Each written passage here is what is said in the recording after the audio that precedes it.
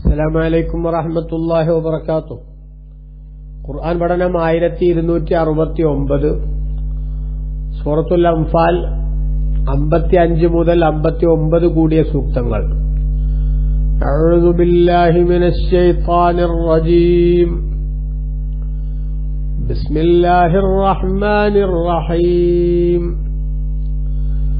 إن شر الدواب عند الله الذين كفروا فهم لا يؤمنون الذين عاهدت منهم ثم ينقضون عهدهم في كل مرة وهم لا يتقون فإما تثقفنهم في الحرب فشرد بهم من خلفهم لعلهم يذكرون وإما تخافن من قوم خيانة فانبذ إليهم على سواء إن الله لا يحب الخائنين ولا يحسبن الذين كفروا سبقوا إنهم لا يعجزون. صدق الله العظيم. بسم الله والحمد لله والصلاة والسلام على سيدنا محمد وعلى آله وصحبه ومن تبعهم بإحسان إلى يوم الدين. أما بعد. إن شر الدواب عند الله. നിശ്ചയം ജന്തുക്കളിൽ നിന്ന് അല്ലാഹുവിങ്കൽ ഏറ്റവും ചീത്തയായിട്ടുള്ളത് അല്ലദീന കഫറു, സത്യനിഷേധികളായിട്ടുള്ളവരാണ്. ഫഹും ലാ യുഅ്മിനൂൻ, അപ്പോൾ അവർ വിശ്വസിക്കുന്നവരല്ല, അങ്ങനെയുള്ള സത്യനിഷേധികളാണ്. ഏറ്റവും തല്ലിപ്പൊളി. അല്ലദീന, എങ്ങനെയുള്ളവരാണ് ആ തല്ലിപ്പൊളികൾ? ആഹത്ത മിൻഹും, അവരിൽ നിന്ന് തങ്ങൾ കരാറ് സ്വീകരിച്ചു. സുമ്മ യൻഖുദൂന അഹ്ദഹും ഫീ കുല്ലി മറ, ഓരോ ഘട്ടത്തിലും അവരവരുടെ കരാറ് ലംഘനം കാണിച്ചു. വഹും ലാ യത്തഖൂൻ, അവരല്ലാഹുവിനെ സൂക്ഷിക്കാത്ത നിലക്ക്. ഫഇമ്മാ തസ്ഖഫന്നഹും ഫിൽ ഹർബി, അങ്ങനെയുള്ള ആളുകളെ യുദ്ധത്തിൽ തങ്ങൾ കണ്ടുമുട്ടിയാൽ ഫശദ്ദിദ് ബിഹിം മൻ ഖൽഫഹും, അവർക്ക് ഏൽപ്പിക്കുന്ന ആഘാതം കൊണ്ട് അവരുടെ പിന്നിലുള്ളവരെ കൂടി ഓടിക്കും വിധത്തിലുള്ള ദുരിതങ്ങൾ അവർക്ക് തങ്ങളെ ഏൽപ്പിക്കണം. ലഅല്ലഹും യദ്ദക്കറൂൻ, അവർ ഉത്ബോധനം സിദ്ധിക്കാൻ വേണ്ടി. വഇമ്മാ തഖാഫന്ന മിൻ ഖൗമിൻ ഖിയാന, ഒരു വിഭാഗത്തിൽ നിന്ന് തങ്ങൾ വഞ്ചനയെ ഭയപ്പെടുന്നുണ്ടെങ്കിൽ ഫംബിദ് ഇലൈഹിം, അവരിൽ നിന്നുള്ള കരാറിനെ അവരിലേക്ക് തങ്ങൾ ഇട്ടുകൊടുക്കണം. അലാ സവാ, സമമായ നിലക്ക്.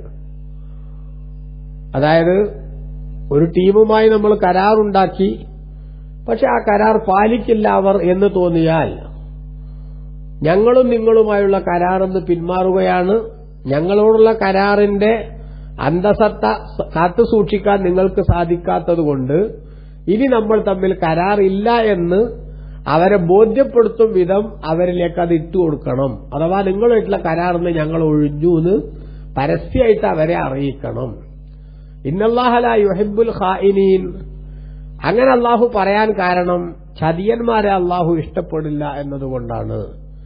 സംഗതി അവര് കരാർ ലംഘനം നടത്തി നമുക്ക് മനസ്സിലായി.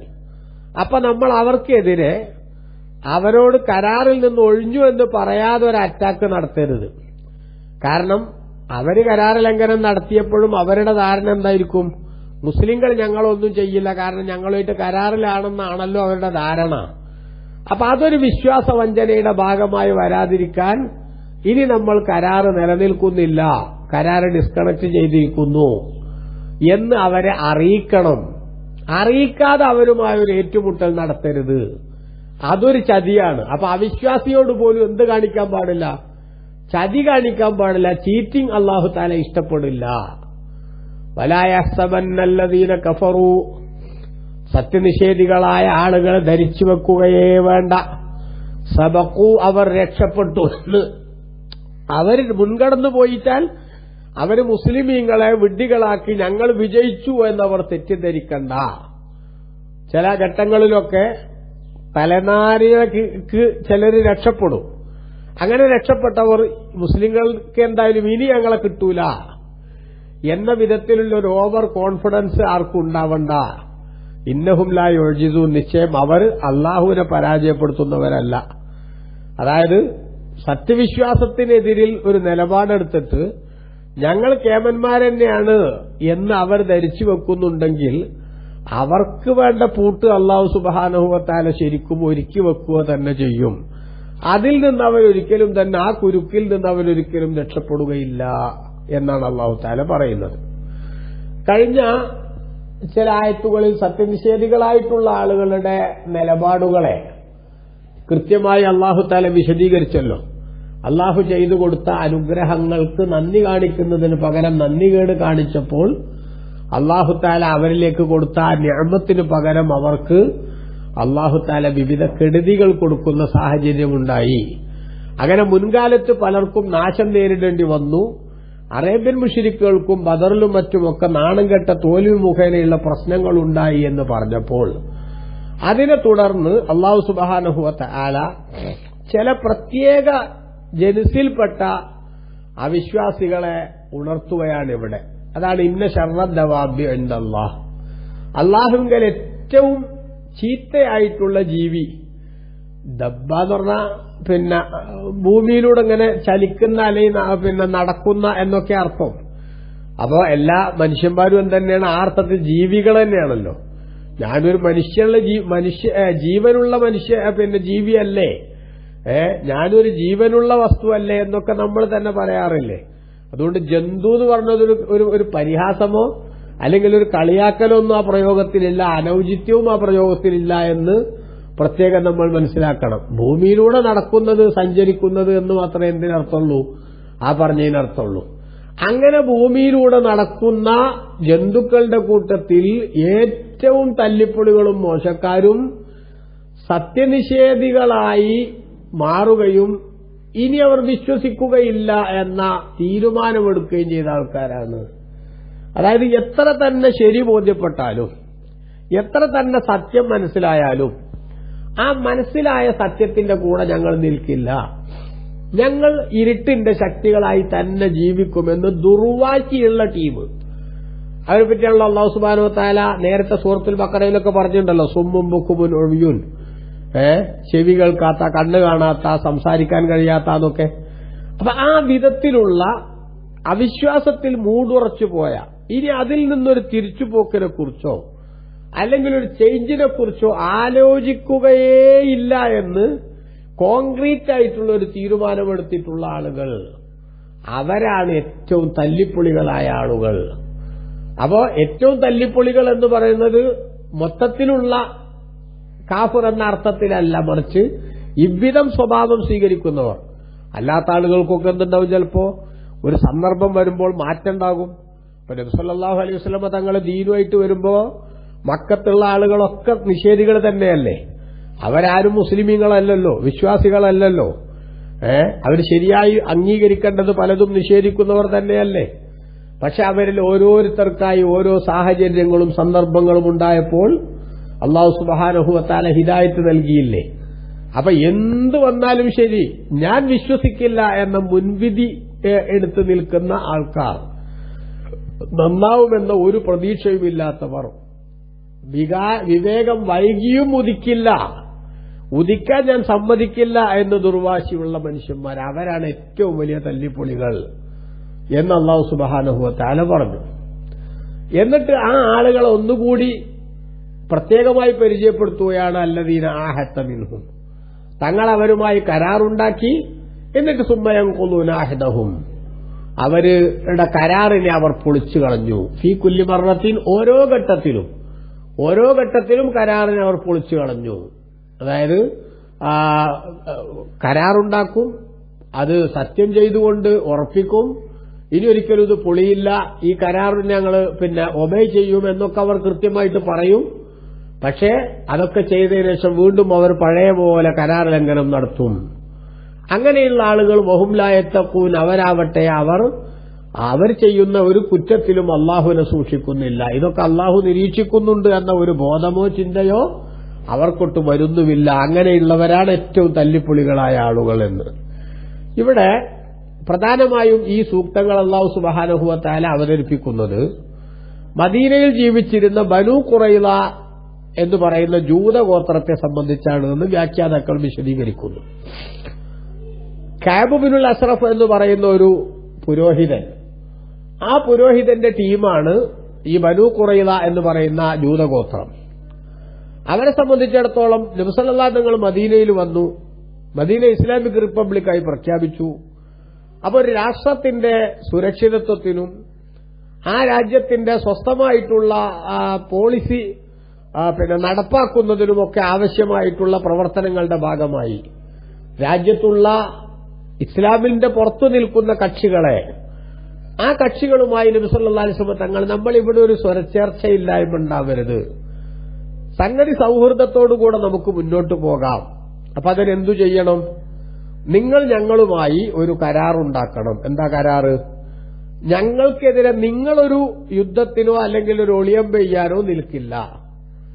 ഈ രാജ്യത്തെ അസ്ഥിരപ്പെടുത്താനും ഈ രാജ്യത്തിന്റെ സ്വൈര ജീവിതം തകർക്കാനും ആവശ്യമായിട്ടുള്ള ഒരു ലോ ആൻഡ് ഓർഡർ സിറ്റുവേഷൻ നിങ്ങൾ ക്രിയേറ്റ് ചെയ്യില്ല എന്നുമാത്രമല്ല, നിങ്ങൾ മറ്റാർക്കെങ്കിലും അഥവാ ഇസ്ലാമിന്റെ വിരോധികളായി പുറത്തുനിന്ന് വരുന്ന ആർക്കെങ്കിലും ഒരു മോറൽ സപ്പോർട്ട് കൊടുക്കുകയും ഇല്ല എന്ന് കരാറുണ്ടാക്കണം എന്ന് പറഞ്ഞു.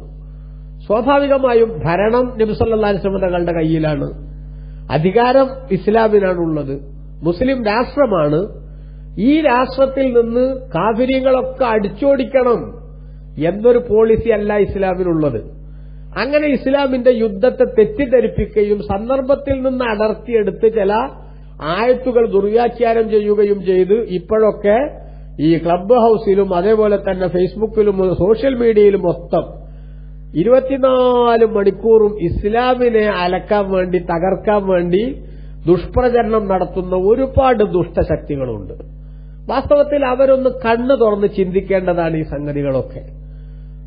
നബി സല്ലല്ലാഹു അലൈഹി വസല്ലം തങ്ങൾക്ക് വേണമെങ്കിൽ ഇസ്ലാമിക് റിപ്പബ്ലിക്കായി മദീന പ്രഖ്യാപിക്കപ്പെടുമ്പോൾ ആ രാഷ്ട്രത്തിന്റെ ഏറ്റവും പ്രധാനപ്പെട്ട അധികാരി എന്ന നിലക്ക് നിങ്ങൾ ഒന്നുകിൽ മുസ്ലിമീങ്ങളാവണം, ഇല്ലെങ്കിൽ നിങ്ങളെയൊക്കെ കൊന്നുകളയുമെന്ന് നബി സല്ലല്ലാഹു അലൈഹി വസല്ലം തങ്ങൾക്ക് വേണമെങ്കിൽ തീരുമാനമെടുക്കാം.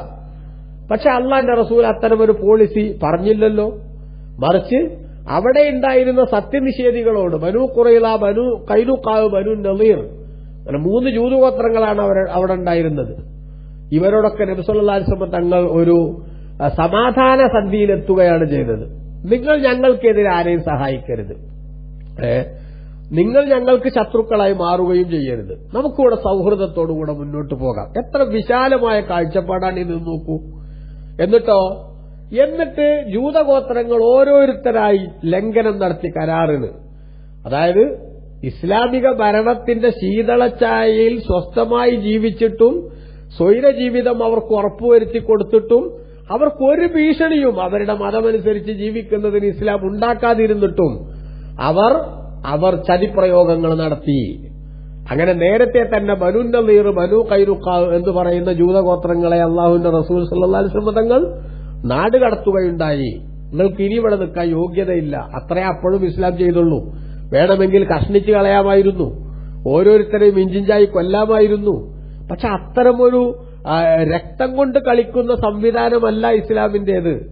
അത് അവസാനമായി എടുക്കേണ്ട ഒരു അനിവാര്യ ഘട്ടത്തിൽ മാത്രം പ്രയോഗിക്കേണ്ട ഒരു പ്രയോഗമാണത് എന്ന് ചിന്തിക്കുന്ന മതമാണ് ഇസ്ലാം.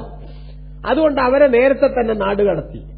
പക്ഷെ അപ്പോഴും പുറത്തൊന്നും വലിയ കുഴപ്പമില്ലാതെ ബനൂ ഖുറൈള ഇവിടെ ആ കരാറൊക്കെ പാലിച്ചുകൊണ്ട് ജീവിക്കുന്നുണ്ട് എന്ന് വരുത്തിയിരുന്നു. എന്നാൽ പതുക്കെ പതുക്കെ പോകെ അവർക്കും ഈ ദുസ്വഭാവം ശരിക്കും കടന്നു വരാൻ തുടങ്ങി. അങ്ങനെ ഈ സ്വഭാവം കടന്നു വന്നപ്പോൾ അവരെന്ത് ചെയ്തു? അവർ നബി സല്ലല്ലാഹു അലൈഹി വസല്ലം തങ്ങൾക്കെതിരെ അതിഗുരുതരമായിട്ടുള്ള വാഗ്ദാന ലംഘനം നടത്തി. ആ വാഗ്ദാന ലംഘനം ഓരോ തവണ നടത്തുമ്പോഴും നബി സല്ലല്ലാഹു അലൈഹി വസല്ലം തങ്ങളുടെ ശത്രുക്കളുമായി അവർ സന്ധിയിലേർപ്പെടുകയും അവർക്ക് സഹായം ചെയ്യുകയും ചെയ്യുമ്പോഴും എന്തുകൊണ്ടാണ് നിങ്ങൾ ഈ കരാർ ലംഘനം നടത്തിയത് എന്ന് നബി സല്ലല്ലാഹു അലൈഹി വസല്ലം സഹാബത്തും ചോദിക്കുമ്പോൾ അവർ പറയും നസീന വഅഖ്തന, ഞങ്ങൾക്കൊരു അബദ്ധം പറ്റിയതാണ്, മേലിൽ ആവർത്തിക്കില്ല. ഇത് പലതവണ ഉണ്ടായപ്പോൾ ബഹുമാനപ്പെട്ട ഖുർആൻ ഒരു വിശ്വാസിയെ ഒന്നിലധികം തവണ ഒരു മാളത്തുനിന്ന് പാമ്പ് കടിക്കരുത് എന്നാണ്. ശരിയല്ലേ? ഒരിക്കലും ഒരു മാളത്തുനിന്ന് പാമ്പ് കടിച്ചാൽ ഇനി അവിടെ പാമ്പ് ഉണ്ടാവുന്നുള്ള ഒരു ശരാശരി ബോധം വെച്ച് ജീവിക്കണം.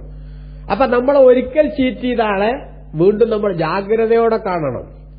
അതുകൊണ്ട് രണ്ടാമതും അവർ കരാർ ലംഘനം നടത്തി അവിശ്വാസികൾക്ക് വേണ്ടി സഹായം ചെയ്യുകയും ഇസ്ലാമിനെതിരിൽ ഒറ്റുകാരായി പ്രവർത്തിക്കുകയും ചെയ്തു. ഖന്തഖ് യുദ്ധത്തിന്റെ ഘട്ടത്തിൽ കഅബുൽ അഷ്റഫ് എന്ന ബനൂ ഖുറൈദയുടെ തലവൻ, അയാൾ മക്കയിലെത്തി നബി സല്ലല്ലാഹു അലൈഹി വസല്ലമക്കെതിരിൽ ഞങ്ങളുടെ എല്ലാ പിന്തുണയും നിങ്ങൾക്കുണ്ട് എന്ന് അബൂ സുഫിയാനെയും ടീമിനെയും ഒക്കെ അറിയിക്കുന്ന ഒരു സാഹചര്യമുണ്ടായി.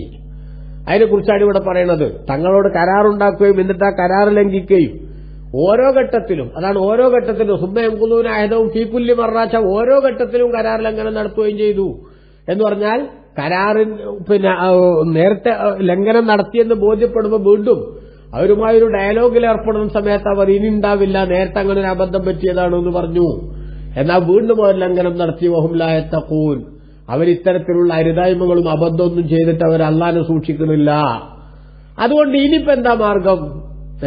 ചൊല്ലിക്കൊട് തല്ലിക്കൊട് തള്ളിക്കള എന്നൊരു പ്രയോഗമല്ലേ നമ്മുടെ നാട്ടിലൊക്കെ എന്ന് പറഞ്ഞ പോലെ, ബുദ്ധി ഉപദേശിച്ചിട്ടോ അവരോട് മാന്യമായി സംസാരിച്ചിട്ടോ കാര്യമില്ല, അവർ വീണ്ടും ഇതേ പല്ലവി തുടരും എന്ന ഘട്ടം വന്നപ്പോൾ ഇസ്ലാമിക രാജ്യത്തിന് ഭീഷണിയായിക്കൊണ്ട് ഈ നാട്ടിൽ താമസിക്കുന്ന വൈറസുകളായി മാറുകയാണ് എന്ന തിരിച്ചറിവുണ്ടായപ്പോൾ അല്ലാഹു തആല പറഞ്ഞു, ഫഇമ്മാ തസ്ഖഫന്നഹും ഫിൽ ഹർബി, അവരെ തങ്ങൾ യുദ്ധത്തിൽ കണ്ടുമുട്ടുകയാണെങ്കിൽ ഫശരിദ് ബിഹിം മൻ ഖൽഫഹും, അവരുടെ പുറകിലുള്ളവർ കൂടി ആട്ടിയോടിക്കാൻ പറ്റും വിധത്തിലുള്ള പരിക്കുകൾ ഇവർക്ക് തങ്ങളേൽപ്പിക്കണം.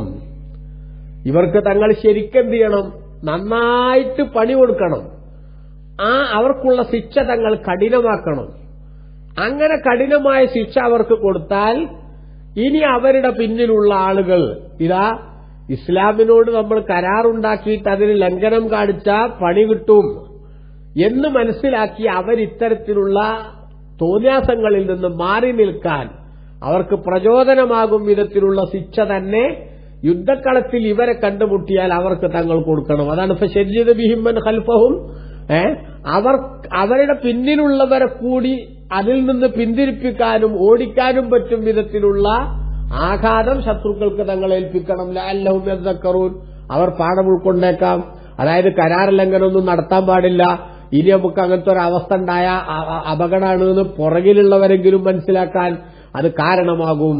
അതുകൊണ്ട് എന്നിട്ട് അല്ലാഹു തആല പറഞ്ഞു, വഇമ്മാ തഖാഫന്ന മിൻ ഖൗമിൻ ഖിയാനതൻ, ഒരു ജനതയിൽ നിന്ന് തങ്ങൾ ചതിയെ പേടിക്കുന്നുണ്ടെങ്കിൽ ഫംബിദ് ഇലൈഹിം, അവരുമായുണ്ടാക്കിയ കരാറിനെ അവരിലേക്ക് തങ്ങൾ ഇട്ടുകൊടുക്കണം. അലാ സവാഇൻ, സമമായ നിലക്ക്.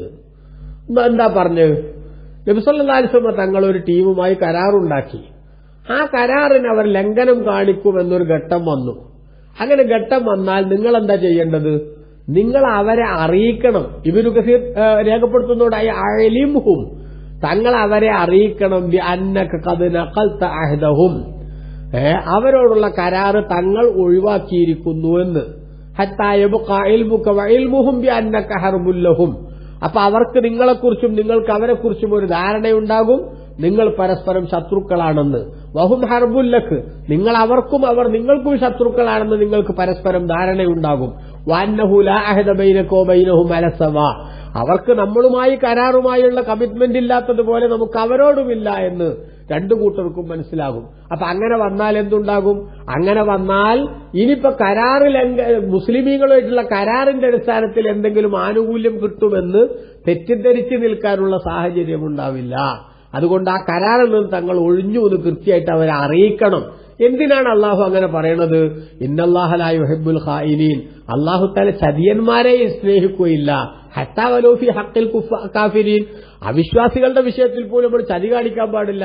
അതായത് നമ്മളിപ്പോ അവര് നമ്മളോട് കരാർ ലംഘനം കാണിച്ചു നമുക്ക് മനസ്സിലായി, പക്ഷെ നമ്മൾ അവരോടുള്ള കരാറൊന്നും ഒഴിഞ്ഞു നമ്മൾ പുറത്തു പറയുന്നില്ല. പക്ഷെ എന്തിന് നമ്മളെന്ത് ചെയ്തു? നമ്മൾ ആ കരാറിൽ നിന്ന് ഒഴിഞ്ഞതിന് അവര് കരാർ ലംഘനം കാണിച്ചതിന് കൃത്യമായിട്ടുള്ള പണി അവരോട് വിഷയം പറയാൻ നമ്മൾ കൊടുക്കുമ്പോൾ അതൊരു ചതിയായിട്ട് മാറാൻ സാധ്യതയല്ലേ? അതുകൊണ്ട് അവരുമായിട്ട് കരാറിൽ നമ്മളില്ലാന്നവരെ കൃത്യമായിട്ട് അറിയിച്ചിട്ട് വേണം അവർക്കെതിരെ അറ്റാക്ക് ചെയ്യാൻ. അല്ലെങ്കിൽ അതൊരു ചതിയാവും. ഈ നിഷേധികളായ ധിക്കാരികളോട് പോലും നമ്മൾ ചതിക്കുന്ന സ്വഭാവം സ്വീകരിക്കാൻ പാടില്ല. ഇത്ര സുതാര്യമായ നിലപാടാണ് വിശുദ്ധ ഇസ്ലാമിന്റേത് എന്ന് പ്രിയപ്പെട്ട സഹോദരങ്ങളെ നമ്മൾ മനസ്സിലാക്കണം. ഈ ഇസ്ലാമിന് നേരെയാണ് യുദ്ധക്കൊതിയും രക്തക്കൊതിയും ഒക്കെ പറഞ്ഞ് ചിലർ കൊഞ്ഞനം കുത്തുന്നത് എന്ന് അറിയുമ്പോൾ നാണക്കേട് എന്നല്ലാതെ എന്താണ് അതിനെക്കുറിച്ച് നമ്മൾ പറയുക എന്ന് കൂടി നമ്മൾ ആലോചിക്കണം. ഈ ശത്രുക്കൾ അവർ കരാർ ലംഘനം നടത്തിയാൽ അവരുമായി നമ്മൾ ഒരു പോരാട്ടത്തിൽ ഏർപ്പെടുമ്പോൾ ആ പോരാട്ടത്തിൽ ഏർപ്പെടുന്നതിന് മുമ്പ് ഇതാ നിങ്ങളുമായി നമുക്കിപ്പോ ബന്ധമില്ല എന്ന സംഗതി കൃത്യമായിട്ട് അവരെ അറിയിച്ചിട്ട് വേണം അത് ചെയ്യാൻ എന്നാണ് അല്ലാഹു സുബ്ഹാനഹു വ തആല പറയുന്നത്. ഇസ്ലാമിന്റെ സുതാര്യമായിട്ടുള്ള നിലപാടാണ് നമുക്കവിടെ മനസ്സിലാക്കാൻ സാധിക്കുന്നത് എന്ന് നമ്മൾ പ്രത്യേകം ചിന്തിക്കണം. എന്നിട്ട് അല്ലാഹു പറഞ്ഞു, വലാ യഹ്സബന്നല്ലദീന കഫറൂ സബഖൂ, സത്യനിഷേധികൾ വിചാരിക്കരുത് അവർ മുൻകടന്നുപോയി അല്ലെങ്കിൽ വിജയിച്ചുപോയി എന്ന്, നമ്മളെ പരാജയപ്പെടുത്തി എന്ന് അവർ വിചാരിക്കരുത്. ഇന്നഹും ലാ യുഅ്ജിസൂൻ, തീർച്ചയായിട്ടും അവർ നമ്മളെ പരാജയപ്പെടുത്തുന്നവരല്ല. അല്ലാഹു പറയാണ്, പിന്നെ ബദറിൽ ചില ആളുകൾ ചില ശത്രുക്കളൊക്കെ എന്ത് ചെയ്തു? മുസ്ലിമീങ്ങളുടെ കയ്യിൽ നിന്ന് രക്ഷപ്പെട്ടു പോയി. അപ്പൊ ഞങ്ങൾ മുസ്ലിമീങ്ങളെ പരാജയപ്പെടുത്തിയെന്നോ അല്ലെങ്കിൽ അവർക്ക് നമ്മളൊന്നും ചെയ്യാൻ കഴിഞ്ഞില്ല എന്നോ വിചാരിക്കേണ്ട. അവർക്ക് അനധിവിദൂരമല്ലാത്ത ഭാവിയിൽ തന്നെ പണി കിട്ടുമെന്ന് അവർ മനസ്സിലാക്കണമെന്നാണ് അള്ളാഹു ഉണർത്തുന്നത്. സത്യത്തിന്റെ പക്ഷത്ത് അടിയുറച്ചു നിൽക്കുമ്പോഴും നൈതികത കാത്തുസൂക്ഷിച്ച് മാത്രമേ പ്രവർത്തിക്കാൻ പാടുള്ളൂ എന്നും സത്യനിഷേധികളോട് പോലും നമ്മുടെ ഭാഗത്തുനിന്ന് ചീറ്റിംഗ് ഉണ്ടാകാൻ പാടില്ലെന്നുമുള്ള ഇത്ര സുതാര്യമായ നിലപാട് സ്വീകരിച്ചൊരു മതത്തിന് നേരെ ഇത്തരത്തിലുള്ള ആരോപണങ്ങളുമായി കടന്നുവരുന്ന ആളുകളുടെ മാനസിക സ്ഥിതി പരിശോധിക്കണമെന്നാണ് നമ്മൾ ചിന്തിക്കേണ്ടത്. അല്ലാഹു തആല നമുക്കെല്ലാം നല്ലത് മനസ്സിലാക്കാൻ തൗഫീഖ് നൽകട്ടെ. ആമീൻ. വസല്ലല്ലാഹു അലാ സയ്യിദിനാ മുഹമ്മദിൻ വഅലിഹി വസഹബിഹി വസല്ലം. വൽഹംദുലില്ലാഹി റബ്ബിൽ ആലമീൻ. വസ്സലാമു അലൈക്കും വറഹ്മത്തുള്ളാഹി.